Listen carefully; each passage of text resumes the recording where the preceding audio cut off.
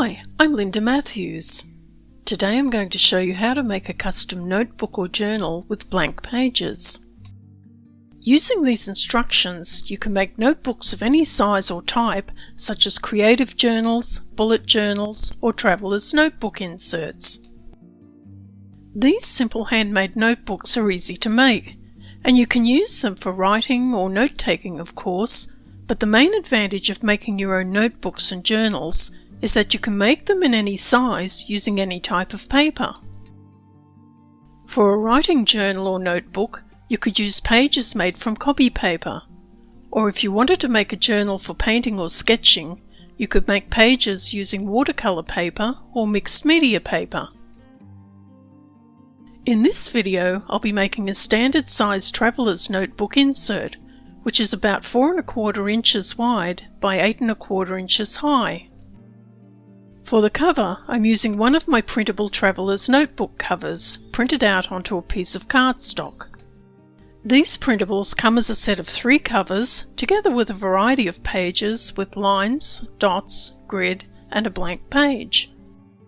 Included also are 2 pockets that you can glue to the inside of the front and back covers. You can find a link to these printables in the description below. Instead of using printables, you could also make a cover using a sheet of scrapbooking paper or any other type of decorative paper that has a weight similar to cardstock. To make a cover from scrapbook paper, simply cut it to the size of a piece of copy paper. For the notebook pages, I'm using copy paper about 24 pound or 100 GSM in weight. This weight is thicker than basic copy paper and is a better quality when you need to use it for writing paper because it won't bleed through to the other side. And it also better supports stickers and other types of glued-on ephemera. If you're not sure how your paper will handle the types of media that you want to use in your notebook, do a test first on a scrap piece of paper before you spend the time making your notebook. Once you've decided on the cover and type of paper you're going to use, fold the cover in half lengthways and press a crease down the center using a bone folder.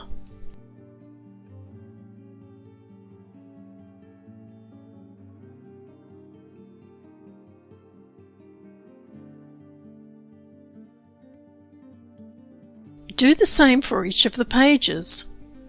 I'm using 10 sheets of copy paper in my notebook, which will give me 40 pages.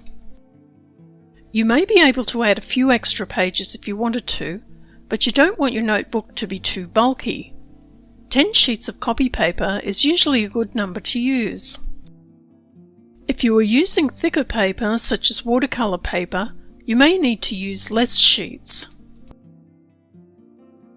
Once the pages are folded, open them out and stack them all together with the cover on the outside. Then clip them together using some binder clips. The best way to make a handmade journal is to leave the paper oversize, assemble the notebook, and then trim all the pages back to size using a box cutter or utility knife. Doing it this way ensures that the cover and all the pages end up being cut nice and even. Cutting each page to size and then trying to align them during assembly can be a little frustrating. There are several ways you can assemble your notebook. The quickest and easiest way is to use a long reach stapler, which is much longer than a standard stapler, so you can fit long lengths of paper between the arms. If you don't have a long reach stapler, you can sew the pages of the notebook together using either a sewing machine or by hand. When sewing by machine, choose a long straight stitch and a strong needle, and sew slowly down the spine. Begin and end sewing about ½ inch in from the edge at the top and bottom.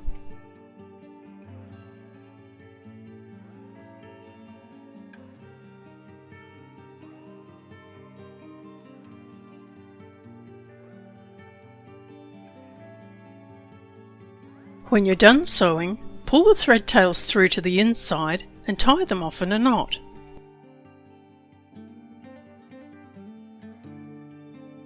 When sewing by hand, you will first need to punch holes along the spine of your notebook in order to make it easy to sew. The easiest way to punch these holes is to use a template, which will ensure that your holes are straight and evenly spaced. It's easy to make a template. Just cut a piece of cardstock about 3 to 4 inches wide by the length of your notebook. Fold it in half lengthways and press the fold with a bone folder to make a sharp crease.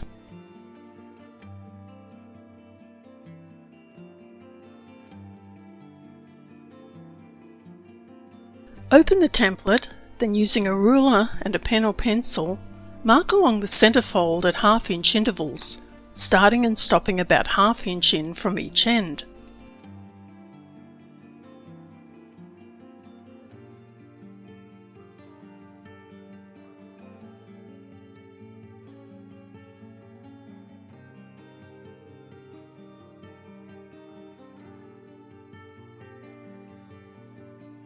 Place the template on top of the cover and use some binder clips to hold it in place.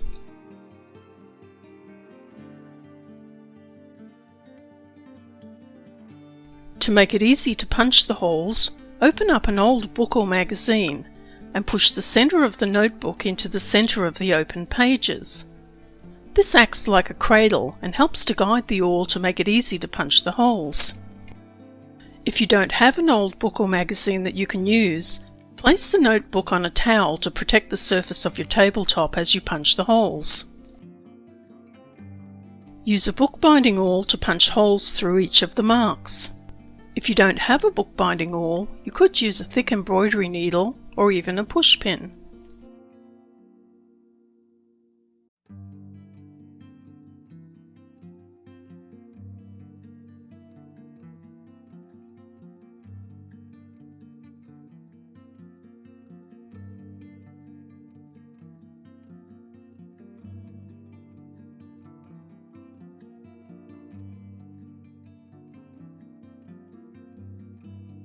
The stitch I'm going to use to sew the notebook together is a saddle stitch, which is sewn up and back the length of the spine.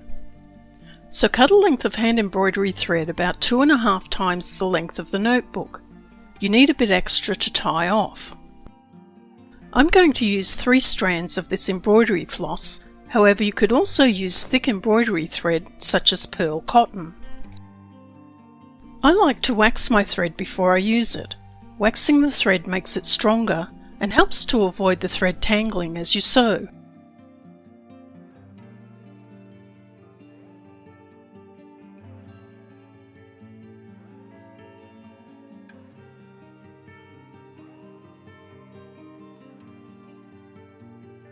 The embroidery needle should have an eye that's just large enough to thread, and it shouldn't be too thick. Otherwise you risk making the holes on the spine of the notebook larger than they need to be. Starting with the middle hole on the inside, push the needle through to the outside. Leave a thread tail of about 3 to 4 inches so you can tie it off when you're done sewing. Sew in and out until you reach the end, then sew back to the centre.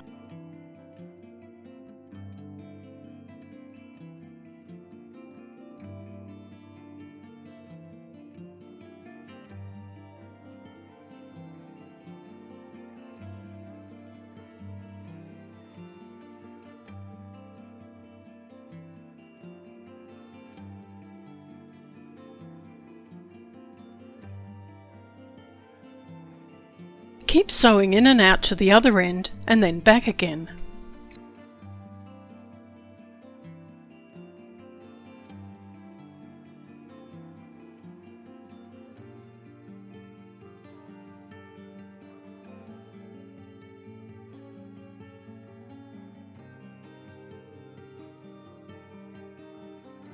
When you finish sewing, tie the thread off in a knot on the inside, then trim the ends.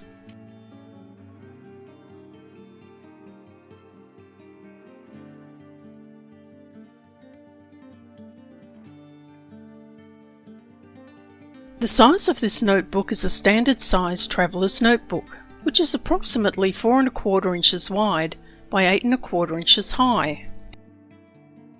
This printable cover already has cut guides along the top, bottom and side, so I don't need to worry about measuring it.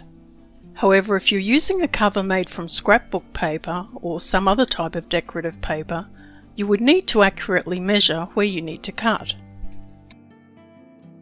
Carefully position the ruler along one edge at a time and lightly cut away the pages using a box cutter or utility knife. I like to use a clear quilter's ruler for this type of cutting because it's easy to position to ensure that the cut is accurate.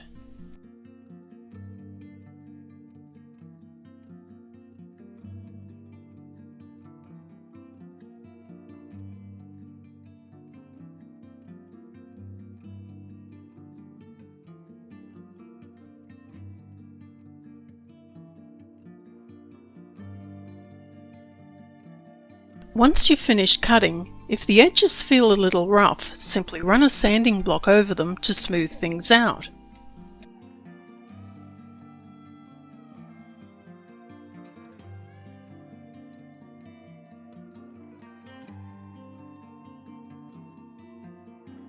If you enjoyed this tutorial, be sure to subscribe to my YouTube channel. And also visit my website where you'll find free tutorials and printables for creative journaling.